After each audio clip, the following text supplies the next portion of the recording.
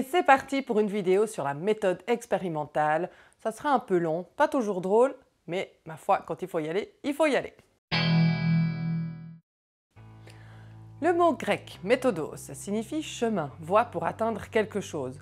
Au sens figuré, ce terme désigne la démarche d'une recherche scientifique. Une fois la définition posée, il faut savoir que la psychologie, en tant que science, et malgré le fait que bon nombre des sujets qu'elle explore ne sont pas mesurables et relèvent d'une grande complexité, elle a quand même choisi d'utiliser une méthode scientifique considérée comme fiable, la méthode hypothético-déductive. Alors c'est quoi ce mot un peu bizarre, hypothético-déductif ? En fait, ça suit des principes dictés par plusieurs philosophes, dont Aristote, René Descartes, Emmanuel Kant, pour ne citer qu'eux, et le médecin Claude Bernard, considéré comme le fondateur de la médecine expérimentale. Cette méthode suit des principes de causalité linéaire et de réductionnisme cartésien, entre autres.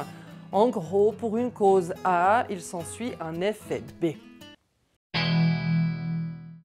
En d'autres termes, si vous observez quelque chose, vous devez en trouver la cause.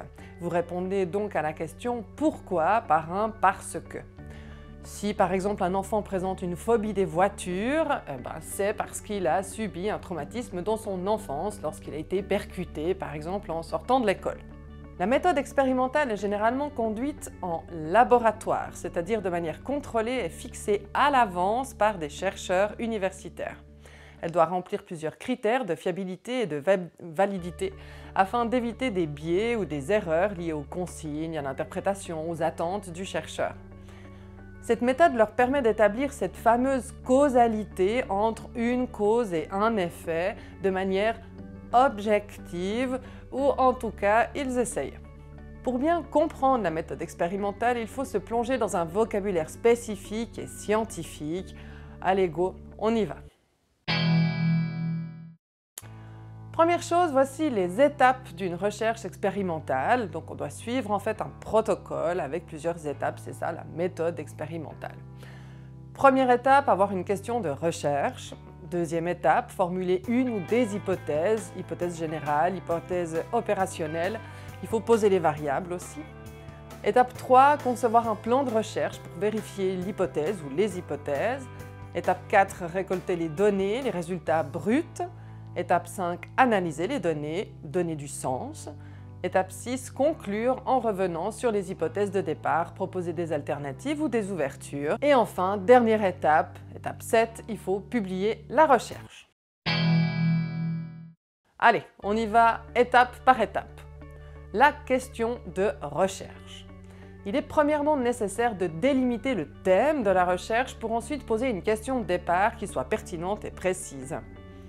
Le chercheur se plonge dans la littérature scientifique afin de prendre connaissance des théories qui gravitent autour de son thème et de sa question. Cette première phase est la phase exploratoire. Le chercheur adopte alors une posture qu'on appelle déductive. Il part de la théorie, il affine sa question, puis il la testera ensuite en laboratoire. Mais il part toujours de la théorie. La question en elle-même doit être compréhensible par la majorité, elle doit établir ce lien de causalité et apporter une plus-value à la recherche scientifique, tout en étant réalisable dans le cadre d'une recherche en laboratoire. La formulation des hypothèses. Une fois la question de recherche posée, le chercheur doit formuler une ou plusieurs hypothèses qui en découlent. L'hypothèse est en effet une réponse anticipée à la question. L'hypothèse générale reprend simplement les mots de la question et la transforme en affirmation. Exemple, si ma question de recherche c'est « Est-ce que le sommeil favorise l'apprentissage ?» Mon hypothèse générale sera simplement « Le sommeil favorise l'apprentissage ». L'hypothèse opérationnelle établit de manière plus spécifique le lien de causalité en spécifiant les variables de l'expérience. Les variables, ces fameuses variables, eh bien, elles sont au nombre de 3. On les appelle variables indépendantes, qui correspondent à la cause. C'est celle qui est manipulée par le chercheur, ce sont les conditions de l'expérience. Il va la varier pour voir si ça change l'effet. La variable dépendante, qui correspond à l'effet, c'est ce que le chercheur va mesurer sur les sujets testés. Et enfin, on a les variables contrôlées, Alors ça, c'est toutes les autres variables liées à l'expérience qui sont soumises au contrôle, un contrôle très rigoureux. C'est des variables qui sont maintenues constantes par l'expérimentateur tout au long de l'expérience et qui permettent de s'assurer que les conditions de passation sont les mêmes pour tous les sujets. Exemple, les consignes seront les mêmes pour tout le monde, le lieu de l'expérimentation aussi sera le même, la durée de passation, etc., etc. Reprenons maintenant l'exemple du sommeil et de l'apprentissage, vu qu'on a vu ce que sont ces différentes questions de recherche, hypothèses, etc., et de poser ces différentes variables sous la forme d'un exemple. Donc l'hypothèse opérationnalisée pourrait être la suivante: les adolescents qui dorment plus de 10 heures par nuit obtiennent de meilleurs résultats dans leurs apprentissages cognitifs. J'ai donc spécifié quel type de population m'intéresse, j'ai aussi spécifié le nombre d'heures ou en tout cas une variable par rapport au sommeil et je vais spécifier aussi quel type d'apprentissage j'aimerais pouvoir tester et là en l'occurrence par exemple des apprentissages cognitifs. La variable indépendante, c'est-à-dire les conditions de l'expérience, ici c'est la quantité de sommeil que je vais pouvoir faire varier en fonction des différents groupes que je vais décider de faire. La variable dépendante, donc ce que le chercheur va mesurer, ça va correspondre aux résultats des apprentissages cognitifs que là aussi je vais choisir. Tout ceci est donc ensuite affiné par le chercheur lorsqu'il va établir son plan expérimental et ça c'est la troisième étape. Le plan expérimental. Alors le chercheur doit faire en sorte que sa question, ses hypothèses et ses variables soient testées en laboratoire de manière contrôlée et réalisable. Il va donc choisir sa variable indépendante, elle doit toujours au minimum comporter deux modalités. Elle peut être invoquée, soit déjà présente avant l'expérience, ou provoquée, soit construite par le chercheur. Il pourrait ainsi par exemple s'intéresser aux différences par rapport à cette sorte de sommeil entre filles et garçons. Donc là c'est une variable indépendante qui est invoquée, elle est déjà là au départ, c'est le genre ou le sexe assigné à la naissance de l'enfant. Ou séparer lui-même sa population de recherche en deux et par exemple faire dormir des adolescents sans se soucier du genre 8 heures par nuit ou 10 heures par nuit. Là c'est lui qui va modifier la variable indépendante, donc elle n'est pas invoquée mais donc provoquée par le chercheur. La variable dépendante, alors elle doit correspondre à ce que le chercheur souhaite mesurer, soit dans notre exemple les résultats à un apprentissage cognitif. Cela peut être par exemple retenir un vocabulaire, donc une tâche de mémorisation, ou répondre à une série de questions aléatoires, ou c'est la rapidité qui sera le critère déterminant. Il doit aussi spécifier sa population de recherche, par exemple des adolescents de 12 à 15 ans. Il va les séparer en groupes avec le même nombre de sujets par groupe, il les sélectionne au hasard, mais sa population doit être représentative de la population en général qu'il souhaite étudier, soit ici les adolescents de 12 à 15 ans. Lorsqu'il établit ces groupes et en fonction de ces différentes variables, le chercheur peut créer des groupes qu'il appelle indépendants, par exemple un groupe dort 8 heures, un autre groupe dort 9 heures, le troisième groupe dort 10 heures. Il peut aussi faire des groupes appariés, ça veut dire que chaque groupe dort une fois 8 heures, une fois 9 heures et une fois 10 heures. Ou alors il peut constituer un groupe contrôle, soit un groupe qui sert de référence et à qui aucune modalité n'est soumise. Donc là on laisserait par exemple un groupe dormir le temps qu'il voudra. Moi, je vais faire partie de ce groupe-là. Les groupes constitués dépendent aussi fortement du plan expérimental choisi par le chercheur. Donc il a toutes ses variables, ses hypothèses, sa question de recherche, mais il va aussi, en fonction de ça et en fonction des groupes qu'il aura décidé de faire, choisir un plan expérimental. Donc ils sont au nombre de 3, ces plans expérimentaux. On a le plan contrebalancé qui permet de voir si la séquence des expériences a une influence sur les résultats. Vous connaissez ça très bien, par exemple, est-ce qu'un médicament est plus efficace s'il est pris avant de manger, pendant ou après? Ainsi, on sépare la population en 3 groupes. Un groupe qui prendra le médicament avant de manger et ensuite il mange. Un autre groupe qui va prendre le médicament pendant qu'il mange et le dernier groupe qui va prendre son médicament après avoir mangé. Ça, c'est typiquement un plan contrebalancé. Vous retrouverez donc les résultats de ces différentes recherches, notamment ici en pharmacologie et en médecine, sur la posologie de votre médicament. Le plan factoriel. Le plan factoriel, alors ça c'est un plan un peu plus complexe qui aide dans les cas de multiples variables indépendantes.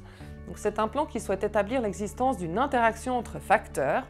Par exemple, la concentration des adolescents, elle est testée soit donc ici la variable dépendante, hein, dans un lieu avec ou sans bruit, donc là c'est la variable indépendante 1, version 1, avec ses deux modalités, et avec ou sans la présence d'autrui, par exemple. Donc là c'est la variable indépendante numéro 2, avec ses deux modalités. Donc on se retrouve avec deux variables indépendantes, chacune avec leurs deux modalités, donc ça nous en fait 4 en fait, en tout cas 4 interactions à pouvoir étudier. Donc 4 groupes différents aussi, et c'est donc bien les interactions entre la première variable indépendante et les deux modalités, et la deuxième variable indépendante et ses deux modalités qui vont être mesurées. Je vous ai dit, le plan factoriel, c'est un peu plus complexe. Enfin, le plan à groupe contrôle, alors celui-là, c'est celui qu'on préfère, en général, c'est le plus simple. On donne en fait, un groupe est soumis à une variable et l'autre groupe n'est pas soumis en fait à la variable. Donc on ne soumet pas un groupe à la variable indépendante afin de comparer les résultats avec ceux du groupe soumis à la VI, donc à la variable indépendante. Par exemple, le groupe expérimental prend le médicament X et l'autre groupe ne le prend pas. Ce plan groupe expérimental, groupe contrôle permet aussi de pouvoir calculer l'effet placebo, le fameux effet placebo, un effet qui apparaît tout seul comme ça par magie alors que vous n'avez été soumis à aucune variable indépendante. À noter également que le chercheur doit déterminer s'il souhaite faire une étude longitudinale, soit suivre les sujets sur une longue période avec des pré-tests, des post-tests, etc.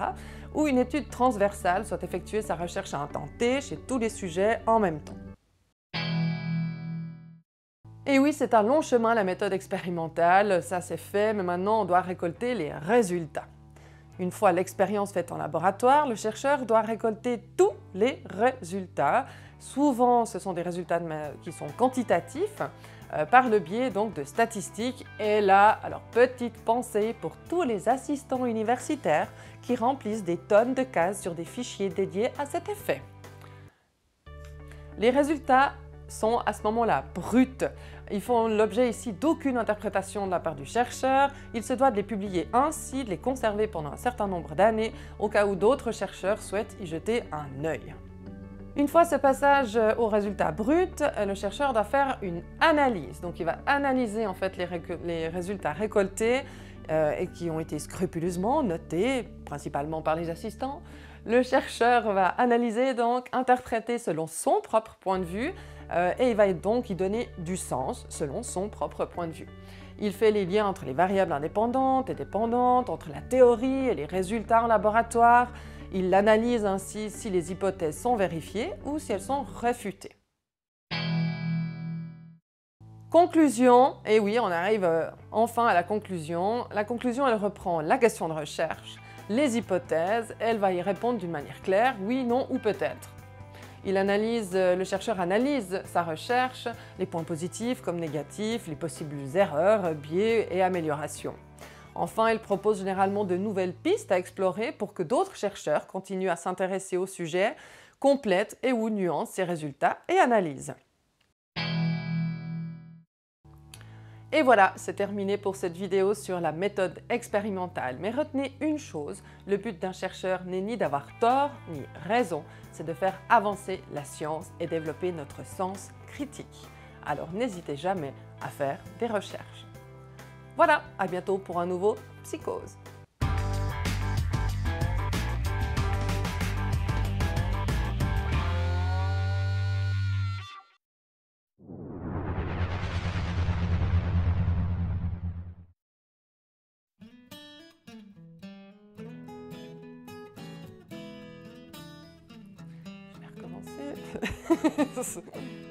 Et oui, voilà. Non, et oui, voilà, on s'en parle. Faire de la science, ce n'est pas avoir tort ou avoir raison, c'est faire avancer la...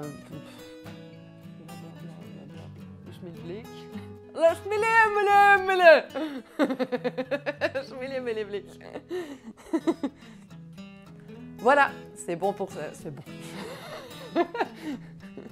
Bêtisier, 150e pour Noël. Tu vois, j'ai les oreilles qui coulent. Oh là là là là. Tu veux que je me repose, moi? Les oreilles qui coulent en ça. Oh là là, heureusement que je m'amuse bien de moi-même.